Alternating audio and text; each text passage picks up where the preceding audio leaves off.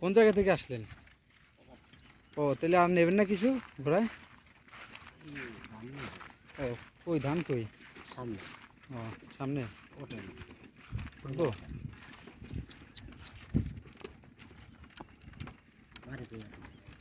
এই তো গোপালগঞ্জ। তো বন্ধুরা এই যে আমরা কিন্তু এখন ঘোড়ার গাড়িতে আছি।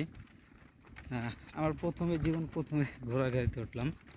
তো আমাদের ওদিকে অবশ্য নাই, তো সেই জন্য ভালো লাগছে। এই মানে এই ধান কি নিজের আপনার? না, তাহলে অন্য মানুষের। ও প্রতি ট্রিপে কয় টাকা নেন? 300, 400, তাই 500। এরকম।